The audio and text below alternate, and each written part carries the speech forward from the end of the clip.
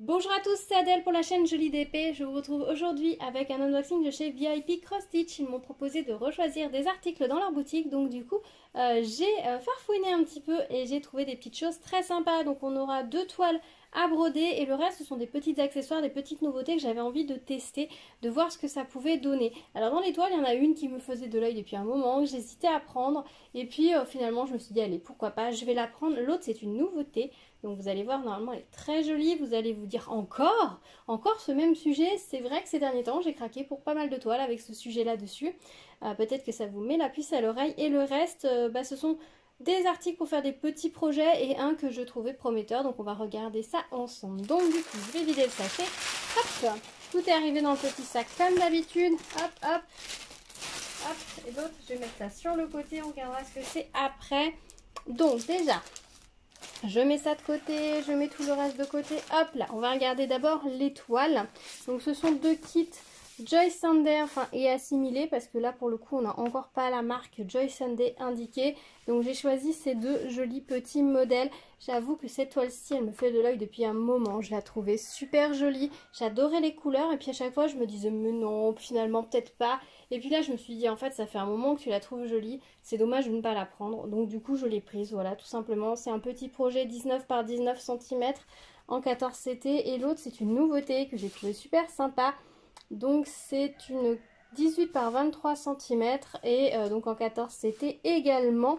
Donc le nom est en russe. Là, le nom de la toile est en russe.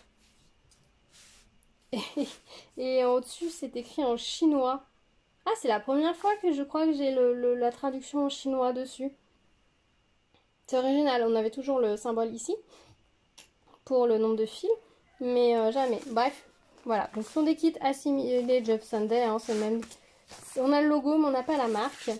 Et on a les explications au dos avec quelques petites instructions. Normalement ce sont 2 toiles imprimées. Dans les kits on nous dit toujours qu'il y a la toile en coton, les fils de coton, l'aiguille et les instructions. Donc on va regarder rapidement. Je vais vite, hein. Vous savez les kits Joy Sunday comment ils se présentent. Je vous en ai montré déjà pas mal. Faudrait que je compte un jour combien j'ai de kits Joy Sunday à la maison. Joy Sunday assimilés. C'est vrai que je commence à en avoir une jolie petite collection. Mais je les aime tous, c'est ça qui est terrible. Donc ici nous avons la petite première fiche. Donc dans le paquet on a toujours, j'ai laissé la feuille de juste présentation du kit. On va avoir 22 couleurs en full stitch et on a 4 couleurs qui vont servir pour le back stitch également. Donc une couleur qui ne sert que pour le back stitch. Donc on a au total 23 couleurs. Donc voilà l'image d'un peu plus près. Et voilà le patron ici, vous avez le back stitch également d'indiqué dessus. La toile, voilà ce que ça donne. Donc c'est un petit projet rond. Alors c'est marrant parce que autant une fois qu'elle va être brodée, les couleurs vont être super douces, autant les couleurs imprimées sur la toile sont super foncées. Je vous approche la toile pour que vous voyez un petit peu plus près. Alors visiblement, je regarde dans les 4 coins, la toile est bien imprimée, donc ça c'est nickel. On a sur le côté ici et ici la légende. Alors je vous avoue que j'aimerais bien qu'ils mettent juste 1 et pas 01, 02 parce que là c'est illisible. Je vous avoue que dans les premiers chiffres, là je recompte à chaque fois 1, 2, 3 pour savoir où j'en suis parce que je sais jamais, je trouve que c'est illisible. Pareil là, le chiffre c'est un 6, c'est un 8, c'est un... et en fait c'est un 5 ce que je vois. Donc ouais, bon, il y a des informations des fois, c'est pas très clair. Par contre les symboles eux sont plutôt clairs donc ça va aller, enfin, j'espère. De toute façon c'est simple, hein. Si vraiment j'arrive pas à la faire en point compté, elle passera au lavage, en point imprimé, je la passerai au lavage, je ferai en point compté. Mais en général ça va, en fait, il suffit d'attaquer par les couleurs qu'on voit le mieux et ensuite ça va tout seul. Et voilà ce que ça donne au niveau des couleurs, de la gamme de couleurs de ce modèle. C'est vraiment très joli, sachant que le noir ne sert que pour le backstitch. Donc les autres couleurs, on va broder vraiment des couleurs très tendres, très jolies, très très belles. J'ai jamais été à Amsterdam, je vous avoue, mais ces couleurs là sur cette toile, vraiment ça m'a beaucoup plu là, et ces couleurs très belles, très douces. Et encore je trouve que la caméra leur rend pas justice et on a juste du noir pour faire un petit peu de backstitch en plus. Alors je sais pas si je garderai le noir pour faire du backstitch parce que je trouve souvent que le noir contraste trop. J'aime bien le faire avec du gris anthracite.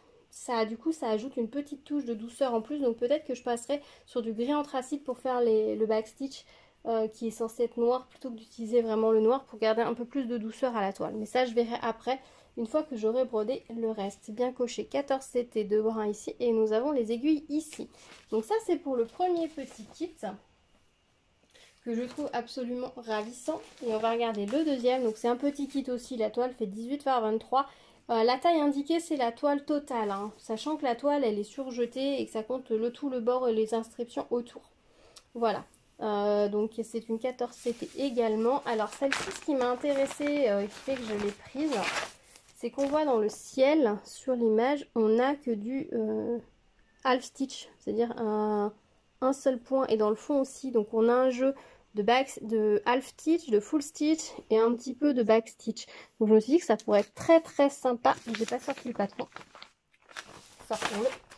Alors de ce côté-là, on nous dit que on va avoir 19 couleurs à broder en full stitch, 6 couleurs qui vont être utilisées pour faire le half stitch et 3 couleurs en back stitch. Donc voilà, ça c'est la première page, c'est écrit très très clair. Donc voilà, ce sera juste des traits comme ça avec le symbole OK. Voilà ce que ça donne un peu sur le patron. Vous voyez en haut, c'est le, je vous mets pas en entier, mais voilà ce que ça va donner. Ici c'est du half stitch, là aussi, voilà. Voilà, et puis on a le back stitch qui est indiqué également.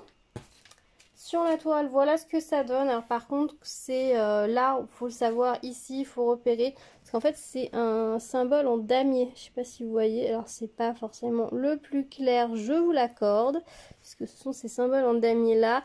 Et donc, ces symboles en damier, ça fait ici, ici, ces couleurs là aussi. Enfin voilà, ça fait un peu...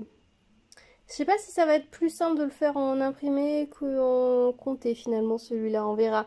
Je pense que je vais commencer par les couleurs en full stitch et ensuite je remplirai le back stitch au fond. Mais en tout cas la toile, ouais, on voit rien du tout quoi. C'est plus là les couleurs, ça rend vraiment très très fort là, toutes celles qui vont être en half stitch. Oh, le titre est écrit plus petit aussi que d'habitude, j'ai pas fait attention sur l'autre. D'habitude, on est plus sur une inscription comme ça. Là, c'est une toute petite inscription en haut. Voilà, bon, après, la légende, elle est claire. Hein. Vous voyez, la toile est vraiment minuscule. Hein. On a vraiment des très, très gros bords. Au niveau des couleurs, hop, je vous montre la gamme de couleurs qu'on va utiliser. Ce sont des couleurs très automnales, magnifiques. Je dis automnales, et pourtant, on est vraiment sur un champ de blé de fin d'été, quoi. Donc, c'est vraiment des couleurs magnifiques. Couleurs d'été. Très très belle, très lumineuse. C'est une autre cartonnette différente, donc ici on a les DMC qui sont reprises, la quantité de brins qui vont être nécessaires là en rouge pour la toile, c'est bien précisé, 14 CT et vous avez les deux aiguilles comme d'habitude. Voilà pour ces deux kits, franchement ils sont très jolis, deux univers très différents, mais je pense que je vais m'éclater à les faire tous les deux. Donc je suis très contente. Voilà, ensuite j'ai pris un petit accessoire, j'ai pris ceci. Alors je vais le sortir de son emballage. Alors je vous avoue, d'habitude je ne prends pas d'aiguille. Mais là ça m'a intéressée parce que ce sont des grosses aiguilles à canevas. Vous voyez, elles sont très grosses. Et il y a au moins deux tailles, visiblement. C'est ça, oh, plusieurs tailles même. Si je vous les mets les unes à côté des autres. Hop, en alignant les pointes en bas. On a plusieurs tailles. Et ça, c'est très pratique quand on fait soit du canevas ou quand on fait des objets, enfin si on fait du crochet, du tricot, on a toujours des fils à rentrer. Et avoir des grosses aiguilles comme ça, c'est super intéressant. Donc je me suis dit, chouette, je vais en prendre. Parce que j'avoue que j'ai pas une grande collection d'aiguilles comme ceci. Et souvent, les grosses aiguilles comme ça coûte très cher. Donc du coup, je me suis dit, pourquoi pas. Et du coup, j'ai pris le kit. Donc du coup, il me semble qu'il y en a 5. C'est ça, il y en a... attendez. 3, 4... Il y en a 9. J'en ai 9 en tout cas. 9, quand ils disent 10 pièces, ils doivent compter le tube. Et c'est livré dans un petit tube comme ça. Nickel. Voilà, ça c'est vraiment le petit indispensable à mettre dans sa trousse à ouvrage. Si vous travaillez un peu avec de la laine, du coton, faites un peu de canevas et tout. Ça peut être très pratique à avoir. Donc vraiment, je suis très contente qu'ils aient accepté de me les envoyer. Et donc, ouais, nickel. Ensuite, j'ai pris deux choses pour un projet. Je voulais tester ce que ça donnait. J'ai pris ça et ça. Alors, ça c'est un cercle à broder. Je crois qu'il est en... Puisque je l'ai noté sur mon petit carnet. C'est un 18 cm. Donc, j'ai calculé parce que j'ai compté par rapport à la toile. j'ai choisi mon modèle que je ferai sur cette toile-ci. J'ai compté du coup quelle taille il ferait, quel cercle à broder il faudrait. Donc normalement, ça permettra de me... J'ai le textile et le cercle à broder pour pouvoir réaliser une petite réalisation. Pour faire une petite création que je pourrais utiliser, enfin voilà, qui sera complète. La seule chose qui me manque, c'est les fils, mais les fils, j'ai ce qu'il faut à la maison. Donc voilà, c'est un cercle à broder en bambou. Que je le sors, c'est pas très utile. Alors il n'est pas parfait, c'est pour ça que je vous dis quand vous voulez broder, il existe des cercles en plastique ça je trouve que c'est très bien pour encadrer à la fin, en fait, quand vous allez plus bouger votre ouvrage. Mais si vous voulez avoir un cercle qui va vraiment tenir votre ouvrage, je vous conseille ceux en plastique. Il y a un lot de 5 cercles colorés en plastique. Mais ils existent aussi en couleur naturelle. En fait, l'avantage de ceux en plastique, c'est qu'ils vont avoir une rainure. Donc les cercles intérieurs et les cercles extérieurs vont avoir une rainure qui vont s'emboîter l'une dans l'autre. Ça va vous fixer votre tissu, ça ne bougera pas. Alors sur un cercle comme ça, vous voyez, on a aussi des écarts ici, etc. C'est normal, on travaille sur une matière naturelle. Parce que vous voyez, c'est vraiment du bambou. Je le sors pas, mais en fait, je pourrais le sortir. Hein. Allez, je le sors.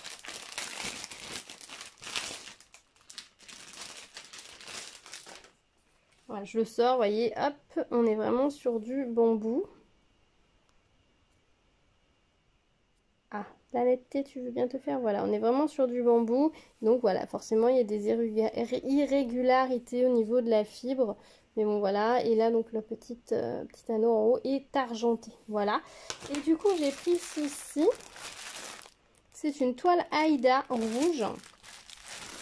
Alors, l'inconvénient des toiles Aïda sur le site, c'est qu'il manque du 11CT. Alors, si vous aimez faire des petits points comptés en 11CT, c'est parfait.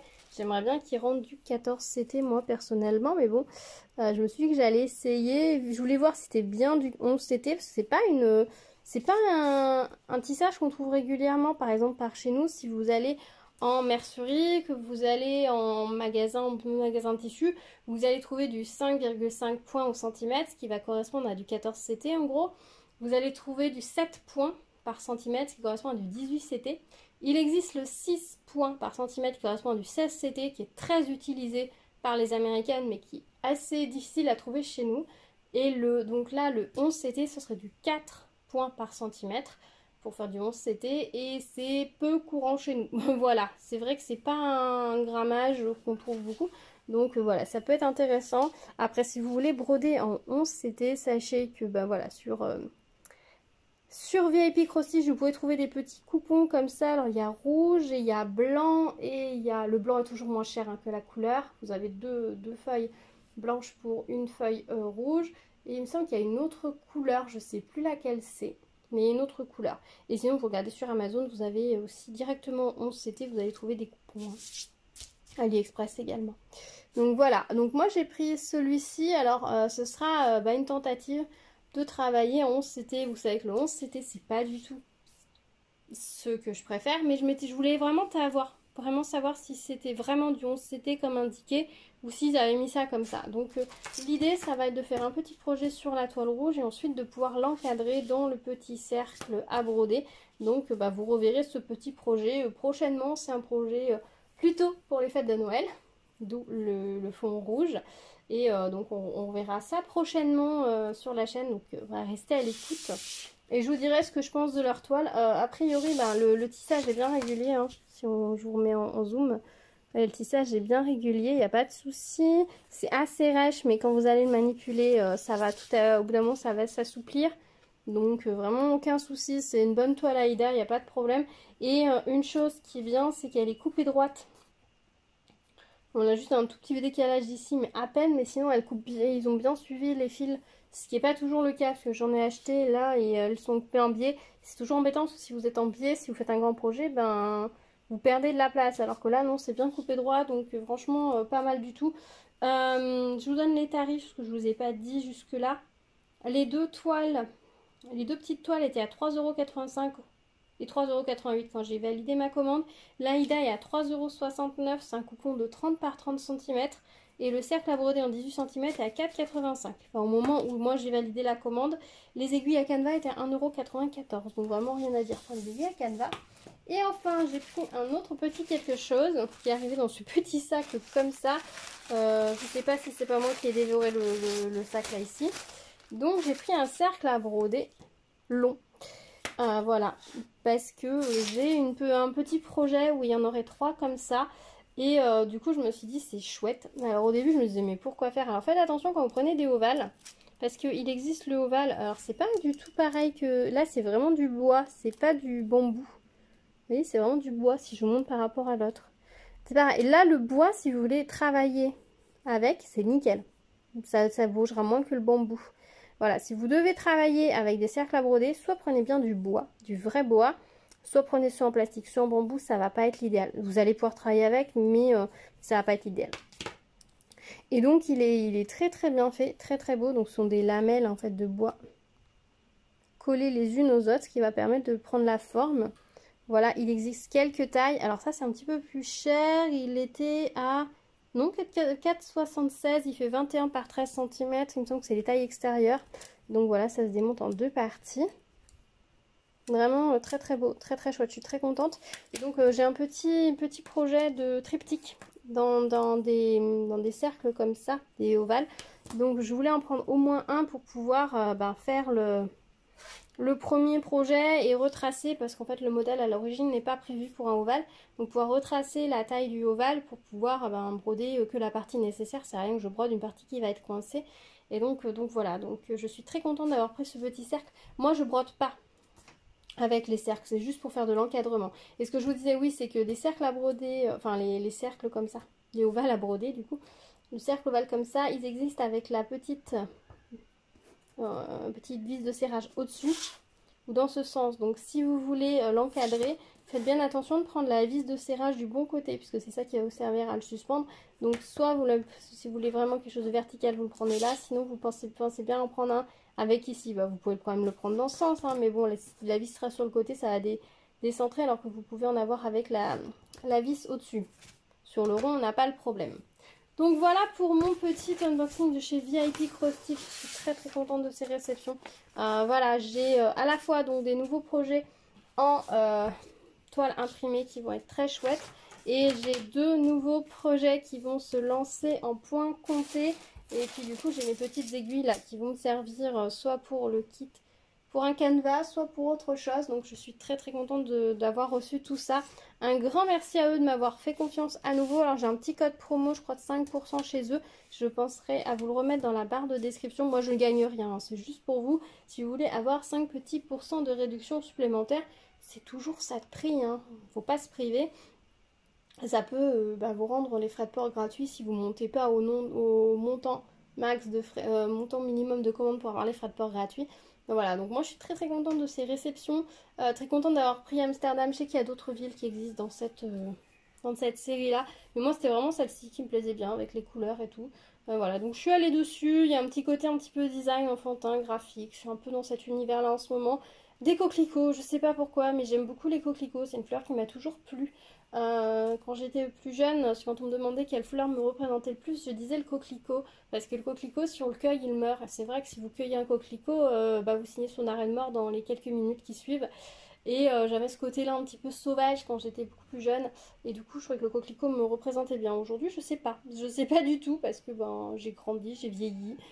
Je suis devenue plus casanière. Donc je sais pas si le coquelicot est toujours la fleur qui me représenterait le plus. Et je vous avoue, je me suis pas tellement posé la question.